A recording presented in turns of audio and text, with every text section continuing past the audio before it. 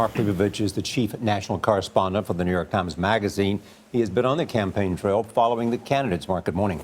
Hi, Charlie. Good to be here. Good to have you. What's the fallout from this, and who's going to be held accountable, and how long can it continue?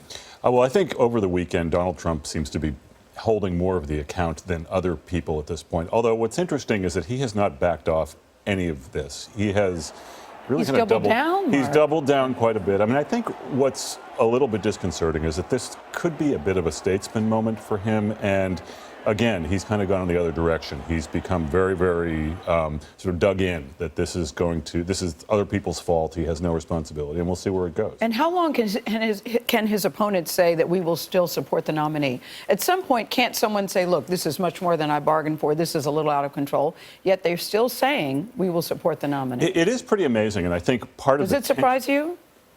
Maybe it does to this point. It would probably surprise me even more if it kept going another few weeks, if this rhetoric doesn't get amped down at all. I think to this point, they're almost being taunted with the question because they're getting it everywhere, especially Rubio. I mean, I talked to him over the weekend, and he looks almost pained when he says, well, I will still support the nominee, but it's getting harder every day. I mean, you can sort of hear it in his voice. We've got 5 states voting tomorrow, and the likelihood is Trump will do very well. I think it's still an open question what happens in Ohio and whether some of the early voting for Rubio helps him. But if he wins big tomorrow night, what do you see the party does? I think the party has very few options. I mean, I think they have a lot of procedural options in the convention, which they would love to avoid. But I think the scenario that most in the party would say, which the official party would say, is that certainly that Kasich wins Ohio, that it continues to be muddled, because as long as it's muddled, they have the opportunity to sort of continue to work the problem and to have sort of things coalesce in the other direction. But look, if he wins by big margins tomorrow, he has all that much more leverage in this. But if he wins in Florida, Trump, and loses in Ohio, what does that mean? It muddles things, I think, especially if Rubio gets out after losing Florida. As he said he will. As he said he probably would, and I mean, I think almost definitely would.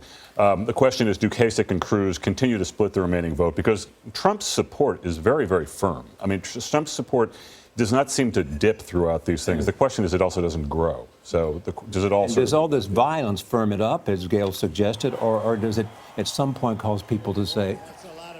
I think it's calling a lot of people to say that. I just don't think that a lot of these are the hardcore Donald Trump supporters that have gotten him to this point, and that would probably propel him to the nomination if the numbers keep sort of sustaining itself like this. I mean, I think the big problem for Trump is that this is a kind of reaching out period. This is a time to, bring the party together, maybe reach out to swing voters, and he's going in the opposite direction. Now, again, it could help him get the nomination with his base, but as long as Cruz and Rubio and Kasich are splitting everything else, he's in a pretty solid position.